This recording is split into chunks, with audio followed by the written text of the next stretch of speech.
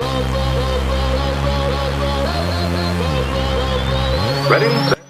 All right, here we're going to take a look at Webb's February 2016 athlete evaluation. Here you see him running full speed, followed by 50% speed or half speed. And then now we're going to slow him down all the way to 10% so we can really take a look. And what we're going to do is kind of go frame by frame and kind of step by step here and freeze it and let you know what we see here. So right out of the gate, things kind of just fall apart. His arm drive is crossing over his chest. If you look at his right arm, how it's kind of coming into the chest area, it should be staying connected to the body but driving up and then the elbow going straight back. So more of a north-south motion than an east-west.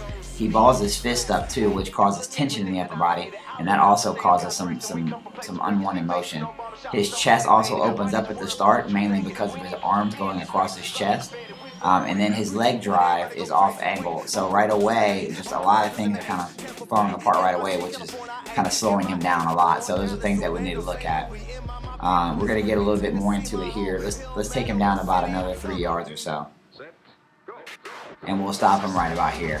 If you notice that line that's going straight up and down, that should split his two eyes, and it's almost on the other side of the right eye, so which means that he has also lean problems, so he's not necessarily running straight up and down, he's kind of leaning to the side. He also unhinges his arms. If you look at the back arm there, you see how it looks almost, it's not exactly straight, but it's almost straight, so it should look like more like an L shape. Or at least close to an L. So when he unhinges that arm, he loses a lot of power. And again, if you look at that left arm, you see how he's tucking it up inside of his chest, again with his fist kind of balled up.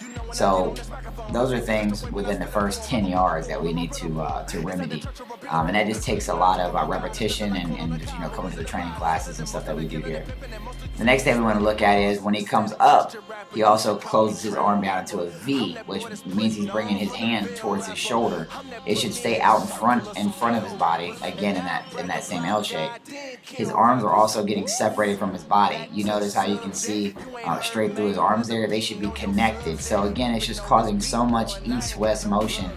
He's just losing a lot of speed going forward because his body is just kind of going in every different direction. He also has a low knee drive. That point there is as high as his knee comes up. So he's taking shorter steps than he could, and he's not necessarily driving out as hard as he can either, so he's losing speed there as well. So we got to teach him how to have a more explosive and higher knee drive phase. And we're going to bring him forward a little bit more again, and we're going to stop him right about here. And if you look here, you can see how when his foot comes down and strikes, it's actually offline or off angle. It should be coming straight at you there. I kind of drew a line there to show you what straight is. And that puts a lot of pressure on the ankle, the hip, and knee area, because what we see with this motion is what we call an overuse injury. It looks, you can get premature ankle and knee and hip injuries because of the way the leg is coming down twisting. So these are things that we want to fix from a speed standpoint, but also from a injury standpoint, so he doesn't have any injuries or anything. So what's going to fix that is just a lot of repetition coming to the programs that we have here. Maybe even some private training might be good for him to kind of fix these things. Looking at his standing broad jump here, he scored a 4-foot 10-inch jump. And this just measures how explosive or how much power you can generate from a stop position. The same thing as the vertical here, showing you how much he can explode up. He scored a 13, which means his vertical is 13 inches at the current moment. And a lot of that's technique too, so we can teach him how to do this better so we can get some better scores. And then lateral speed. Lateral speed is very important almost in every sport. And again, you can see how he wants to ball those fists up right away. And he's just a little bit kind of got, arms and legs kind of going everywhere. Looking at his score here, you can see here push-ups 14, sit-ups 30, plank time. So we need to work on his core. We need to work on his balance and his leg strength because he scored a 3 on a one-leg drill. And then there's his 10, 20, and 40-yard times. We needed to lower those substantially.